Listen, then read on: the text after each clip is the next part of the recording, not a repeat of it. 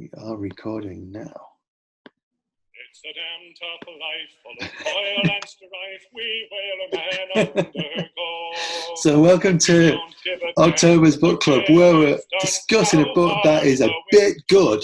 It is The Good Heart, and it's fantastic. And it's written by that great sailor man, Joseph Elliot, known to you as Line. This is him singing his sea shanties. It's a pirate's life for me. To old Bowie. I wish I knew the words. I do feel like I want to join in. It's very rousing. It's a fantastic song. It's all about the Arctic round and how you wish you weren't there. What an intro. Thank you. You don't want to be on the old Kamchatka shore when you can be on the Isle of Skye. Wow, yes, exactly. I love this book. It's just fantastic. It was a particularly good book to read during lockdown because it's full of landscape and it's full of space. And we did like creative writing workshops for kids on my Instagram during lockdown. I said to one of them I talked about where to set a book and said it should be somewhere you want to be. And I really wanted to be in this book in the way that I wanted to be in The Wizard of Earthsea when I was a kid. I can't say this often enough, but I'm going to say it again. It's got maps! Who doesn't love a map? There's no such thing as a book with a map in that's not a great book. Exactly. Every book with a map in is a great book. Isn't that not the case? You know you're onto a winner when you turn the page and you see that map. Yeah. I remember sitting in a cafe in Vienna one night, and it had a huge map on the wall, and it was a really busy cafe. It was a big night, and every male who came in walked in and just went, "Ooh, there's a map." It's like the bar was there, the party was there, but every single one of us on this map. Yeah, just look at the map. Hypnotized by the maps. So, why the Hebrides? Why the west coast of Scotland? Why those islands? What made you choose? I've always been drawn to Scotland. So I'm not actually Scottish myself, although Elliot is a Scottish name. So maybe way back when I was part of one of these clans. But I've always been drawn to it as a country, just because its landscape is so incredibly beautiful. Like I have worked there quite a few times and lived there for short periods of time over the years. And I've also, when I was a teenager, I did quite a lot of trekking there up in the Highlands. Just something about it has always called to me that it's such an incredibly like rugged and brutal landscape, but at the same time, incredibly beautiful, and it can change from one to the other very quickly because the weather is so changeable as well. When I was coming up with the concept for the book, I knew that I wanted it to have fantasy elements, but I also wanted to ground it in something real and something that people could relate to in a very kind of physical way. And so it was just a very natural choice for me. I was like, it was one of the first decisions I made about it was that it would be set in Scotland and the Isles. It's brilliant because you've kind of invented a world and you've invented a way of living, like a social system, tribes, walls, ranks. It's very, very, very thoroughly worked out, but it's also in a real place, which if I'd been a kid when I read this, I would have just been like so on at my dad to like, we've got to go now. Because I remember reading The Weird Stone of Brisingamen by Alan Garner, which is set on Alderley Edge. And that idea that like, this is where you go if you want to see this magic world. Yeah. So, and it's very unusual. I can't think of many that have done that, and you've done it so well because what you've done is you've really caught the enchantment of that landscape, but you've put so much of your own invention in there as well. Oh, thank you. Have you ever been to Skye? Yeah, quite a lot. Yeah, no, I loved it. I do know exactly what you mean. It is completely the most. It's just I've been everywhere in the world, and it's like I think that is the most beautiful place in the world. The west coast of Scotland, those islands. There isn't anything more dramatic, more beautiful. Yeah, and I think because it's so close as well, and a lot of people, obviously Skye is very popular, but a lot of people don't really consider it as Scotland necessarily coming from England as somewhere to go that is to get that degree of beauty, I think. Well, this really took me there. And do you want to talk a little bit about the tribes and the system? And you could do some pronunciations. Let's do some, because if you're reading it, it's got great words in it. But I reckon, because I speak a bit of Irish, so I recognise some of these words. I want to know, do you know how to pronounce these words? What's that word? Tua. There you So go. that's north. So yeah, the Clan of Tua, which live in the north. This isn't Irish. This isn't Gaelic, is it? This is like an Old Norse word, isn't it? Oh, I don't know how to pronounce that one. Right. You tell me. No, I don't know, because it isn't. That's why I picked it. This one, though. You can do this one. Okay, so this is an interesting one. Yeah. Because in Gaelic, it's actually Giavan. Right. Which you should look at that. How is that Giavan? Do tell me, how is that Giavan? Well, yeah. So, but when I talk about it, I say Dimhain. So I talk about that one phonetically, only because I think it would be such in general, I've tried to keep all the pronunciations as they would be in Scottish Gaelic. Yeah. But for certain words like that, I thought if I started talking about the Giavan, then people wouldn't be able to relate to what that actually meant. Yeah. In the book.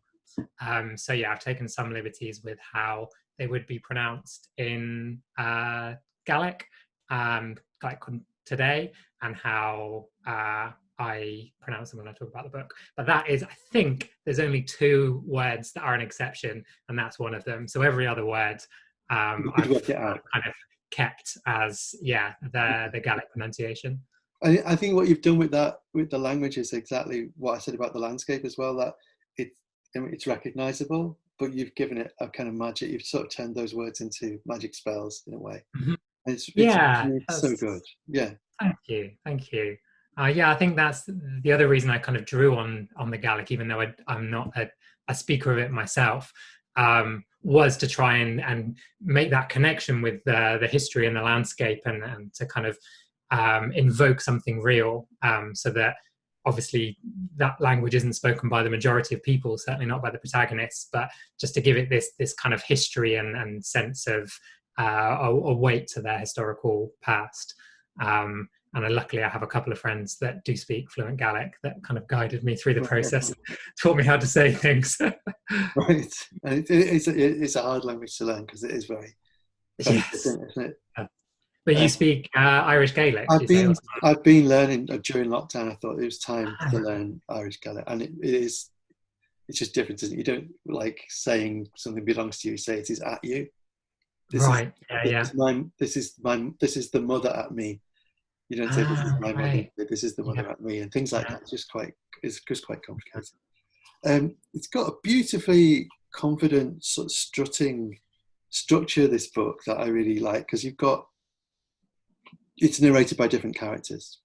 Mm-hmm. It's first person narrator, but you have different voices. Oh, that's a word we should explain. How do you say his name? Jamie. Okay. And I love that, because you kind of like all the characters in a different way, and they all have very different voices, and you kind of like, you're excited to come across them again. I love to come into the Nathara's bits. Mm-hmm. She speaks in a kind of poetry. It's lovely. But should we talk about that? Should we talk about the characters? Should we talk about let's talk about Agatha. Sure. Agatha. Because she's the hero in a way. She is, yeah. She's what's driving this book. Yeah, she is the good hawk. Yeah. She's the good hawk. And she's good, and sometimes she's driving it by accident, or sometimes she's driving it by misunderstanding. She's terrifically, she's just a wonderful character. She's one of my favourite characters in a children's book that I've come across for ages and ages and ages. I really kind of locked onto her. And she's a hero, and she's a hero with Down syndrome, is that right? Mm-hmm. Yeah. So what made you make that choice and talk about that? Because it is unusual. That I couldn't think of another book with a hero? Yeah. There are a couple that I've kind of sought out. There's Storm of Strawberries by Joe Cottrell, Oh and yeah. Okay. Rosie Loves Jack by Mel Darbin. But yeah, there are a few and far between. And in movies, there's And the Peanut Butter Falcon in movies. That's have you come across that? yeah, I've heard of it, but I've not seen. It's good. But yeah, when I conceived her as a character, one of the things that struck me was that I'd never read a book, certainly not a fantasy book, with a protagonist with Down syndrome. And at the time, I was working in a school for children with additional needs. And so yeah, I kind of wanted to do something to rectify that, I guess, because as I'm sure we all believe, it's so important for every child to see themselves reflected in the books they read, as well as for other people to you kind of gain that empathy through reading about experiences other than their own. Yeah, she was kind of the driving force of the whole book, really. She was the first kind of character that popped into my head before I knew anything about where it was going to be set or what it was going to be about.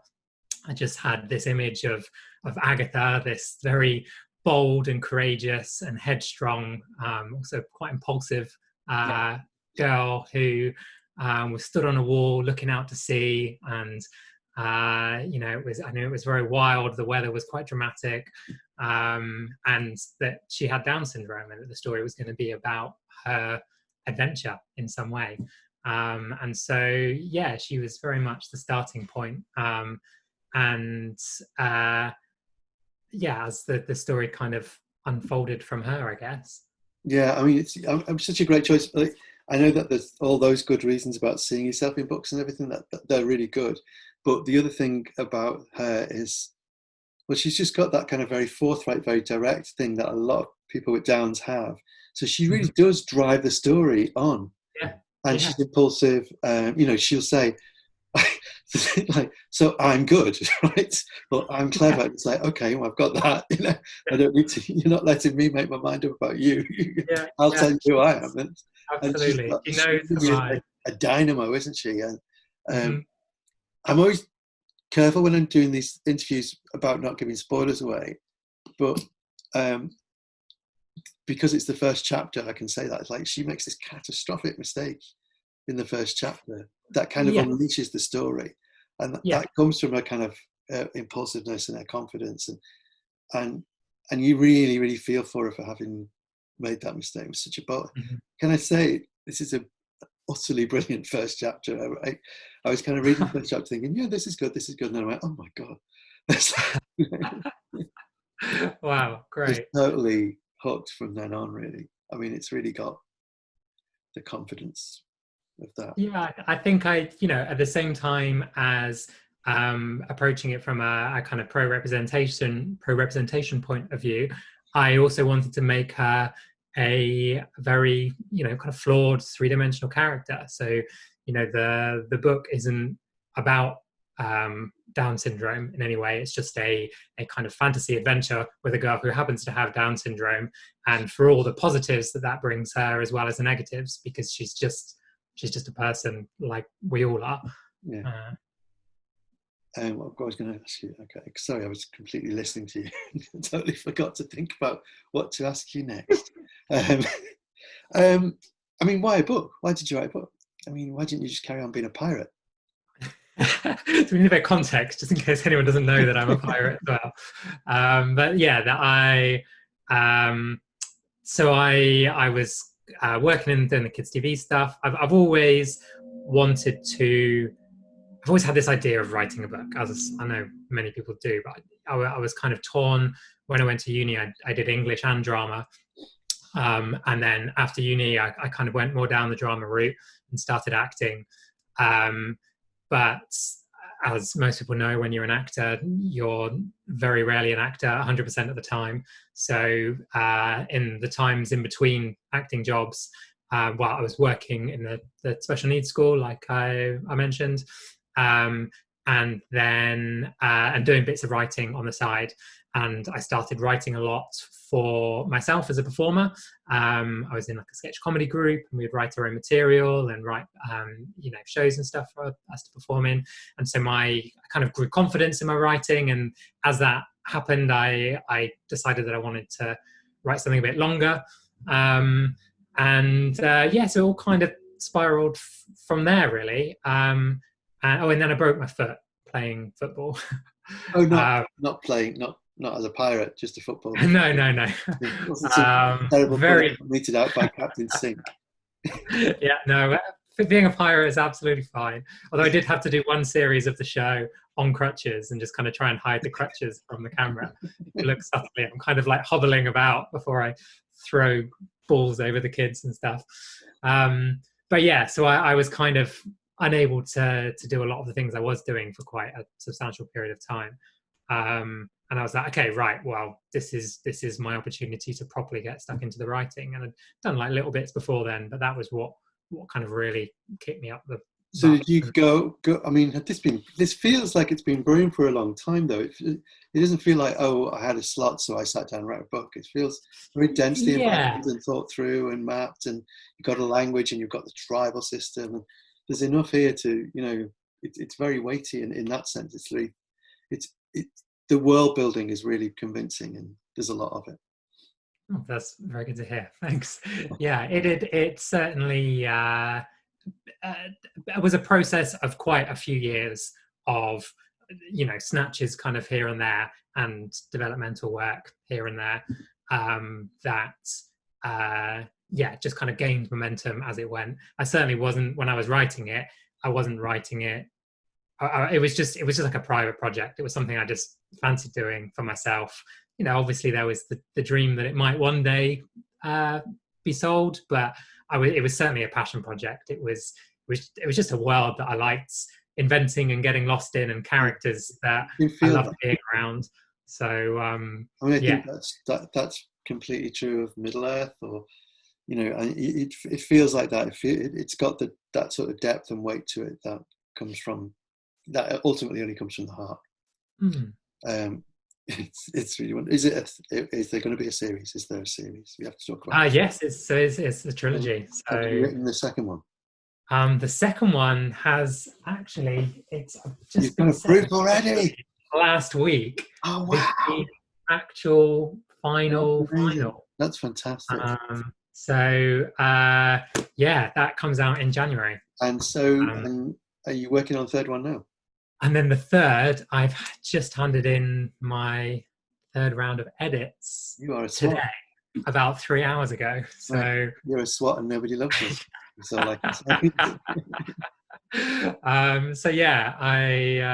it's going to copy edits in a couple of weeks. Oh gosh, so that's done. And it's pretty much done. Are you saying goodbye to that world then, or? Yeah, I think so. Which is hard. It's really hard. Yeah. And strange, and very emotional, because I've grown so attached to these characters and the world. But at the same time, it has been, a good probably 5 or 6 years of my life, maybe even longer, that I've been in that world, and it does feel like it's the right time, certainly for now, to kind of, it's the trilogy is closed, and that's kind of where it is. Maybe at some point in the future, who knows? I wouldn't want to say never, but for now, it's a very emotional thank you and goodbye. We just had a very exclusive glimpse of the proof of the next one. Then we have. You did, yeah, absolutely. I can put that on. We're running the clock down, so I get. Sorry, I'm talking too much. No, it's brilliant that you're talking too much, but I always worried that this is going to cut out. So I have to ask you. Oh, guys, this is my opening question, which is for everybody, but I have to put it on record. What are you reading at the moment? So I brought that along too. I came prepared. So I've read so many children's books over the last few years that I suddenly realised that I hadn't read an adult book for about 2 yeyears. And so I put a big shout out on Twitter for recommendations, and some recommended this, Night I've not read that. Which is quite by Marisha Pessel. I think that's how you say I've not read it. Which is quite a grisly kind of thriller, about a kind of enigmatic film director. So it's kind of got the film tie-in there to it as well. So yeah, I'm very much enjoying that. But at the same time, I'm going to mention this as well, I'm also diving in and out of this, which I know you know very well. Yeah. And I just love it. It's such a, I just read a couple of stories a day.